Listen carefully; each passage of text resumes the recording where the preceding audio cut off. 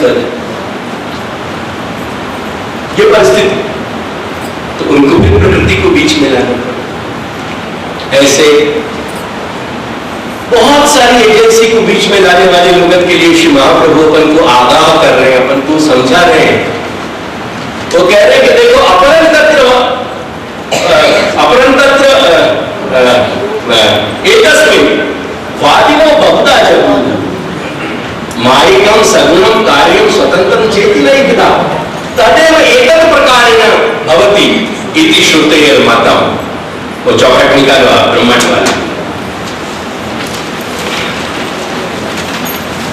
देखो उसके सबसे ऊपर यही वाक्य महाप्रभु का लिखा हुआ है, तदेव एतत् प्रकारेण भवति इति श्रुतेर्मतम्।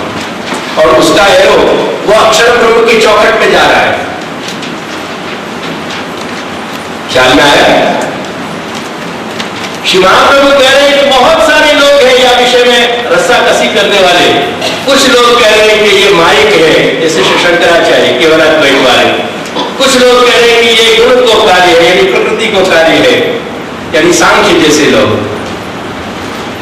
कुछ लोग कह रहे हैं कि ये अणु के यानी अणु परमाणु से या सारे जगत को निर्माण भयो है। जब आज के वैज्ञानिक कह रहे हैं रिड्यूस करके इलेक्ट्रॉन्स में केवल एनर्जी पे जब सब कुछ को रिड्यूस कर दे रहे हैं, वो ऑलमोस्ट आधुनिक नियो-नैयायिक्स हैं। जब अगर मैं अंग्रेजी की टर्म में कहूं तो दे आर नियो-नैयायिक्स, द नियोलॉजिशियंस। तो कुछ लोग कह रहे हैं कि माइक है, कुछ लोग कह रहे हैं सगुण है, कुछ लोग कह रहे हैं कार्य है, कुछ लोग कह रहे हैं कि जैसा जगत है अनादिकाल से वैसे चलवा रहे हैं, हमें कोई बनाने करने की जरूरत नहीं है, एज इट इज एग्जिस्ट कर रहे हो। ऐसे मीमांसा वाले लोग कह रहे हैं कि स्वतंत्र ये प्रारब्ध पे कर्म के आधार पे बने हुए, न कोई ईश्वर है न कोई कारण है। पर जब ईश्वर को नहीं मान लो, देवता को नहीं मान लो, कोई को नहीं मान लो, पाछे फिर समस्या आ गई तो फिर कौन ने ये सब मध्यंतर की हो, पाछे फिर एक डीएसएक्स में लेना बीच में आ गए। वो कि भाई कर्म के आधार पे हो रहे हो, ये सब कर्म के आधार पे प्रारब्ध एक अपूर्व डेवलप हो रहे हो। जहां अपूर्व को नाम अदृष्ट है, जब कोई ने देखो नहीं है, वो अपूर्व जो है एक संस्कार है, एक अदृष्ट नाम को संस्कार है, एक इंप्रेशन है एक तरह का। वो इंप्रेशन जब एक्टिवेट हो गए तो वो अल्टीमेट की वहां में इतनी ताकत है कि वो मनुष्य की डेस्टिनी को बना रहे। फिर पाछे बहुत सारे प्रश्न खड़े करो तो कोई जवाब नहीं, क्योंकि डीएसएक्स में कि ना दो चार प्रश्न तो जवाब देके फेल हो जाए, क्योंकि बैटरी डाउन, तुमने घंटा डेढ़ घंटा मोबाइल को बार बार यूज किया, फिर हमें टू टू टू आवाज आने लगे, गए हो फिर लगा हुआ कुछ चार्जिंग, ऐसा है कि नहीं? अच्छा करके देखो, लेफ्ट साइड पे मैंने दिया है, श्री महाप्रभु कह रहे हैं कि अयम प्रपंच ब्लू में जो लिखा हुआ है ऑन योर लेफ्ट साइड, नहीं ये left side of the chart, A view of the modern science जो पूरा हो जाने वाला के नीचे अयम प्रपंच, ये प्रपंच जो है परिदृश्यमान जगत जो है न प्राकृत, ये प्रकृति को बनो भय नहीं है। सत्व रज तम ये तीन नाम के जो फोर्सेस हैं, जो एनर्जीज है, वो वर्क कर रही है, फंक्शनल है, दैट इज ट्रू। लेकिन सत्व तम और रज नाम की जो एनर्जीज है वो यह जगत को बना नहीं रही है, क्योंकि सत्व रजतम जाके आधार पे ऑपरेट हो रही है, जाके कारण ऑपरेट हो रहे हैं, वो एजेंसी कोई और है। तो श्री महाप्रभु आज्ञा कर रहे हैं कि अयम प्रपंच न प्राकृत एंड देयरफॉर नापि परमाणु जन्य। मैंने उनके आगे लाल शाही में उनके जो दार्शनिक है उनको सब उनको नाम मत को नाम लिखा है, न परमाणु जन्य, ये जगत परमाणु से भी इलेक्ट्रॉन से भी एनर्जी से भी उपयुक्त जो सब बने नहीं है। नापि विवर्तात्मा, न ये माइक है शंकराचार्य की तरह, श्री शंकराचार्य की तरह, नापि अदृष्टादि द्वारा और अदृष्ट स्वभाव इत्यादि इत्यादि बहुत सारे और अन्य अन्य ओपिनियन देने वाले की तरह भी महाप्रभु कह रहे हैं कि उनके उनसु भी नहीं बने हुए, किंतु भगवत कार्य, ये जो प्रपंच है वो भगवत कार्य है, ये भगवान को कार्य है, भगवान ने अभी बनाए हुए। और यह बात को कौन कर सके तो कह रहे हैं परम काष्ठापन्न वस्तु कृति साध्य, ये कार्य कोई अन्य नहीं कर सके। परम काष्ठापन्न वस्तु, वो परम काष्ठापन्न वस्तु कौन सी है? परब्रह्म, जो आपको पहले चार्ट में बताया, वो परब्रह्म ही परम काष्ठापन्न वस्तु है। तादृशों की अब प्रश्न यह है कि भगवान ने आपको बनाया तो सही जगत को, यानी भगवान आपको करता तो है और ये भगवान को कार्य, पर ये असल में अनंत कोटि ब्रह्मांड इटसेल्फ जो है वो एलिमेंट क्या है? वो कह रहे कि यह एलिमेंट को कोई अन्यत्र खोजने मत जाइयो, ये एलिमेंट स्वयं भगवान, वो भगवान स्वयं ही वो रूप में परिवर्तित हो जा रहे हैं, यानी वो जो आदि दैविक है वो ही आदि भौतिक बन जा रहे हैं। ख्याल आया? जो दुर्घटना घटने को घट गई, वो दुर्घटना फिजिकल लेवल पे घटी, आदि भौतिक स्तर पे। वह दुर्घटना को जो पॉसिबल रिवर्सल है वो करने को प्रयास मनुष्य करे, बट नॉट नेसेसरी कि वो रिवर्सल हो जाए। और अगर रिवर्सल हो भी गए तो पॉसिबल है कि वो reversal with certain defects remain हो, एक्सीडेंट घटित हो गए, पॉसिबल है कि टर्मिनेटिंग हो जाए, फैटल हो जाए, पॉसिबल है कि रिवर्सल होने पे कुछ डिफेक्ट्स रह जाए लाइफ टाइम। ये सब physical realities, whether man made है कि नहीं वो उन क्वेश्चंस में नहीं जा रहे हैं, बट समहाउ हमारा जो आधुनिक जगत है वह जगत के कुछ सत्य है, सुखद और दुखद, ये दो छोड़, एक सुखद छोड़ छूलेंगे, एक दुखद छोड़ता। जो रियलिटी है वो है। प्रश्न ये है, ये सारी रियलिटी को हम अपने जीव चैतन्य की लोक यात्रा के हर क्षण में कोऑर्डिनेट कैसे करें? क्योंकि जितना कोऑर्डिनेशन को वर्क है, दैट इज योर लाइफ। दुर्घटना कहीं घटी या दुर्घटना अपने साथ घटी, तो अन्य के साथ घटी वह के effects in a different way वो अलग ढंग से आएंगे, अपने साथ घटी तो वह के इफेक्ट्स अलग ढंग से आएंगे। उन दोनों इफेक्ट्स को अपने अपने ढंग से कोऑर्डिनेट करना पड़ेगा। और वो कोऑर्डिनेट करते वक्त अगर तुमने अपने बेसिक थिंकिंग के एलिमेंट्स को, तुम्हारे बेसिक मेंटल फंक्शन को अगर तुमने एक्सरसाइज नहीं की हो, तो तुम जो अपने आप को संज्ञा देना चाह रहे हो कि हम वैष्णव हैं, वो बात सारी तकलीफ में आ जाएगी। घटना घटी, घटना के प्रारंभिक जो भी रिएक्शंस है वो रिएक्शंस पूरे हो गए। व्हाट देन वो सारी घटना चक्र को सुखद है या दुखद है, हम आपको कोऑर्डिनेट कैसे कर रहे हैं?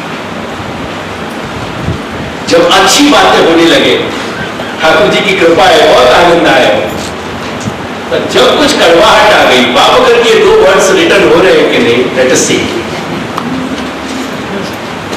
लेट अस सी। सुखद नहीं है वो अनुभूति है, लेकिन उनको कोऑर्डिनेट तो होना। और जो कोऑर्डिनेशन को टोटल फंक्शन है, it is a very complicated function, believe me. बाकी साथ कितना और समझने को प्रयास करो कि वो कोऑर्डिनेशन को जो टोटल फंक्शन या प्रोसेस है, वो भी तुम्हारी मोमेंट बाय मोमेंट एक्सपीरियंसेस और फीलिंग्स है। एंड अल्टीमेटली तुम्हारी वो सारी फीलिंग्स और experiences will count and give the true colours and quality to your life. अगर कोई दुर्घटना के बाद तुम 10-20 मिनट की हाई तो बार रोना है, वो तो बराबर समझ में आ गए, कोई भी जो घटना को डायमेंशन है उतना ही बाकी, रिएक्शन को टाइम ही तुमको एरर करना पड़ेगा। वो टाइम तुम कोई चीज को फिक्स नहीं कर सकते। जितने डायमेंशन की दुर्घटना और घटना है सुघटना, उतने ही डायमेंशन के बाकी रिएक्शंस भी है। क्या है? उतने ही डायमेंशन के बाकी रिएक्शन है। अब वो जो डायमेंशन को पीरियड, स्पेस और टाइम जब पूरा हो गया, व्हाट देन? और वो दरमियान में भी तुमने वक्त जैसे ढंग से एब्जॉर्ब करने को प्रयास किया, वो एब्जॉर्ब करना भी तुम्हारी एक अनुभूति है ना। मेरी बात से कंटाला नहीं चढ़ रहा है, मैं थोड़ा एक्सटेंड करके समझा रहा हूं। वो प्रोसेस जो तुम्हारा है, वो प्रोसेस तुम्हारी फीलिंग्स है कि नहीं? उन प्रोसेस में तुम्हारी फीलिंग्स इन्वॉल्व है कि नहीं? अब जो तुम्हारी टोटल लाइफ क्वालिटी है, इट डिपेंड्स कि वो फीलिंग्स तुम कितने प्लेजेंट बना पा रहे हो या कितनी अनप्लेजेंट। और वो प्लेजेंट या अनप्लेजेंट के पूरे चक्कर के लिए तुमको आधार चाहिए, क्योंकि वो प्रेजेंट या अनप्रेजेंट की सारी बुद्धि को तुम अपने विवेक के सिवाय सॉल्व नहीं कर सकोगे। और जो विवेक तुम एंजॉय करना चाह रहे हो, वह विवेक के लिए वो 3 सपोर्ट जरूरी है। आदिदैविक, आध्यात्मिक और आधिभौतिक। उन सपोर्ट में तुमको वह रिवॉल्व करना पड़ेगा अपने विवेक, और तब फाइनली तुम क्या कंक्लूजन पे आओगे? That will remain a truth or fact of your life. कि how did you at different points of your life could negotiate with the pleasures and with the displeasures of your life. तो वहां सारा depend है। और वो reality तुम्हारी ये 3 dimension से बधी पई। कल ऋषि महाप्रभु यह बात को समझा रहे हैं और फाइनल स्टेटमेंट दे रहे हैं कि अगर ये तुमने परफेक्ट कोऑर्डिनेशन और हार्मनी क्रिएट कर लेनी है, फिर महाप्रभु कह रहे कि आप क्या कि तू हाय हाय कर रहे तथा केवल ब्रह्मद्रोही लौकिक ही बैठी कोई स्टेटमेंट नहीं है, वो अपन सबसे प्रश्न है श्री महाप्रभु। क्योंकि अगर तू यह परफेक्ट कोऑर्डिनेशन थिंकिंग को तेरे विवेकपूर्ण चिंतन के, अगर यह परफेक्ट कोऑर्डिनेशन के चिंतन पे तू आ चुके है, वहां पॉइंट पे जाके श्री महाप्रभु पूछ रहे हैं कि ततः किम परम इधर तो गुरु ही। इतनी तो बात अब वो जवाब तो दे, अब क्या रहेगा तेरे पास? व्यर्थ की काई की अब चिंतन को विषय तथा किम यदि श्री गोकुलाधीशो धृतस्तर्वात्मना यदि ततः किम परम ब्रूहि ततः लौकिक ही किम वैदिक ही किम अन्यैश्च व्यवहारैश्च किम तत्र किमपि न। फिर कुछ है ही नहीं। यदि श्री गोकुलाधीश सर्वात्मना यदि या मालिक को जातिन हमने अपने हृदय में पधरा दी हो और जातिन के साथ हमारी सारी कोऑर्डिनेशन सेट हो गई और जातिन हम अपने सारे सुख दुख को रोके झीक के अपनी कुंठा व्यक्त करके भी हम कह रहे हैं कि मालिक हमसे 2 मिनट अविवेक हो गए पर क्षमा करती हूँ, क्या करें मनुष्य है। तो उनको वासु कोफ्त नहीं होगी बल्कि मुस्कुराएंगे कि मैं जानू मनुष्य है तो कितना कर सकते, कितना करें। वो पूरा कोऑर्डिनेशन है। मैं ये कहीं नहीं कह रहा हूं कि अपनी मानवीय अभिव्यक्ति कहीं रुकेगी, कभी नहीं रुक सकती। अगर कहीं कोई चीज अब ये है, अभी तो या तो एक सड़ासी लेके आप या तो तुम दाबो और दाबते चले जाओ, मेरी चीख निकलेगी कहीं ना कहीं कोई पॉइंट पे जाके। पॉसिबल है कि सहनशीलता परसेंटेज पे रन कर रही है, तुम फर्स्ट प्रेशर पे तुम चीख दोगे, मैं थोड़े से ज्यादा प्रेशर पे चीख दूं, इतना फर्क, ताकि चीख तो निकलेगी। ये नहीं हो सके कि चीख नहीं निकलेगी। अगर चीख नहीं निकली तो बहुत बड़ा घोटाला है, बहुत बड़ा घोटाला है। प्रश्न ये है कि तू मनुष्य की कुछ और है। बहुत बड़ी समस्या खड़ी हो गई कि कहीं ना कहीं गड़बड़ी हो रही। There is something wrong with the whole function. तो मनुष्य मनुष्य ही है और मनुष्य के साथ जो ईश्वर की भूतत्व क्रीड़ा है वह तो नाम भक्ति है, वही तो नाम विरोध है। वो जब अपने फल पे पर्यंत हो जाए, फल में टर्मिनेटेड हो जाएगी, तब वह तो नाम विरोध है। और जब तक वो फलावस्था में नहीं पहुंच रही तब तक वह नाम बात एक ही। तो श्री महाप्रभु की दृष्टि से भक्ति एक जीवन प्रणाली है और वहां यह सुखद अनुभूति से लेकर दुखद अनुभूति तक के सारे छोड़ मौजूद है, सारी संभावनाएं है, कोई संभावना का सौभाग्य नहीं। इन इट्स एंटायरिटी सारे दुख सुख कुंठा भय प्रसन्नता इत्यादि इत्यादि इत्यादि जितने हमारे मनोभावन के, मनोवेगन के जितने असंख्य पासे पॉसिबल है, उनके आयाम, उनके फैसेट्स, उन सारे आयामों के, उन सारे फैसेट्स के साथ श्री महाप्रभु हमको स्वीकारना चाह रहे हैं। और ये जो बातें हमको समझा रहे हैं, शुद्धाद्वैत ब्रह्मवाद बता लो, केवल वैज्ञानिक यानी केवल विद्वानों के लिए श्री महाप्रभु ने ये बात नहीं खड़ो की। ये वाद केवल वाद नहीं है, बोलने की केवल बात नहीं है, ये वाद एक यथार्थ है जो पूरे अनंत कोटि ब्रह्मांड की रियलिटी है। वो रियलिटी 3 डायमेंशंस में घटित हो रही है, और वो 3 डायमेंशंस इनफैक्ट अलग नहीं है, वो तीनों डायमेंशंस एक दूसरे से इनसेपरेबल है, वो इनसेपरेबल है। आदि दैविक डायमेंशन में ही आदि भौतिक घटित हो रहे हो, और आदि भौतिक को ही एब्जॉर्ब किए भाई आदि दैविक कृति कर रहे हो।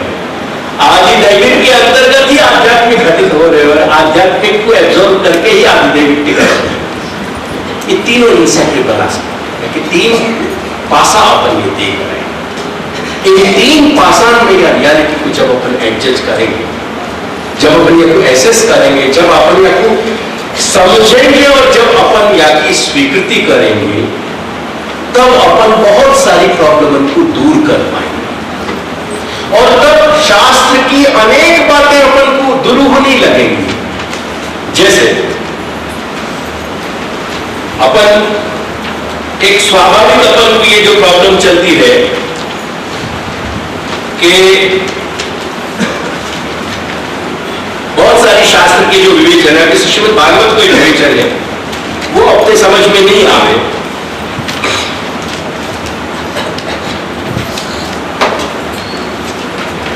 अब जैसे द्वितीय और प्रथम और द्वितीय स्कंद को अगर अपन ले, तो उनमें बहुत सारे वर्णन ऐसे हैं। वैसे तो प्रत्येक स्कंद में अपन को ऐसे प्रश्न खड़े हो, पर जैसे स्थूल रूप से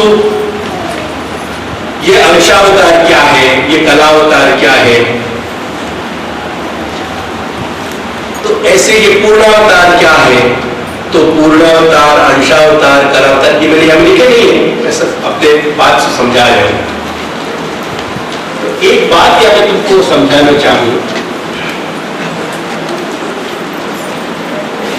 कि जैसे कलावतार है, जैसे अंशावतार है, यानी फॉर एग्जाम्पल जैसे वेद व्यास है, उनको अपने अवतार माने, श्रीदाऊ जी है वो अवतार है। तो ऐसे बहुत सारे अवतार की जो क्लासिफिकेशन अपन ने किए हैं, यही है मैं तुमको एक खूबसूरती ऐड करके समझाऊं।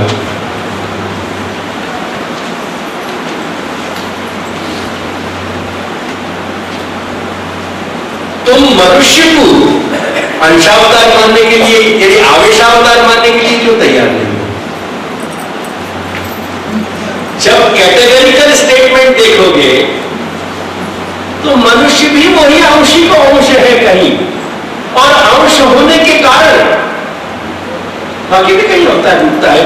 तो कोई अवतार के वर्णन को जो बाकी वह वर्णन में रहे हुए सामर्थ्य को फंक्शन है, वाके कारण अपन को अहोभाव एक सुखद आश्चर्य खड़ो हुए, वो बहुत आनंद की बात है। पर वह सुखद आश्चर्य के कारण अपन अपनी पूरी इकाई को, यूनिट को वहां के साथ कोऑर्डिनेट नहीं कर सके, ये बहुत तकलीफ वाली बात है। दूसरे शब्द में मैं ये समझाना चाह रहा हूं कि सब कुछ ईश्वरीय सृष्टि है, अपन वह पार्ट ऑफ दी सृष्टि है कि नहीं? तो अपन में कहीं ईश्वर है कि नहीं? अपन कहीं ईश्वर है कि नहीं, बने कि नहीं? भाई देख लो, बहुत ज्यादा ही ग्रंथि से क्यों पीड़ित हो रहे हैं? नो रीजन कि अपन बहुत इंफीरियरिटी अपने अंदर ले आए। इंफीरियरिटी को रिमूव करते भाई, देयर इज नो रीजन कि अपन को सुपीरियरिटी कॉम्प्लेक्स ग्रसित कर ले पकड़ के। So there is no reason. तो हमको इंफीरियरिटी कॉम्प्लेक्स से तो बचना ही है, एट द सेम टाइम हमको ये भी ध्यान रखना हो कि सुपीरियरिटी कॉम्प्लेक्स नहीं आ जाए। ख्याल है ना? हम ईश्वर को अंश होने के नाते वाकई आवेश अवतार हो हम भी हैं, पर वह आवेशावतार के कारण न तो हम कलावतार हो जा रहे हैं, न हम अंशावतार हो जा रहे हैं, न हम पूर्णावतार हो जा रहे हैं। जो कृष्ण है वो पूर्णावतार भी हम नहीं हो पा रहे। तो इन सारे ग्रेडेशंस को समझ के अपने बैलेंस को समझते रहना, it is also part of the whole thing.